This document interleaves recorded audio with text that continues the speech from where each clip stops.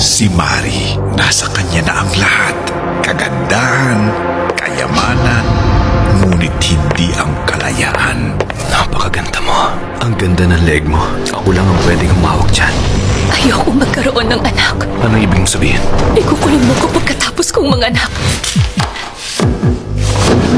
Hanggang kailan siya nakakulong sa pag-ibig ng kanyang asawa?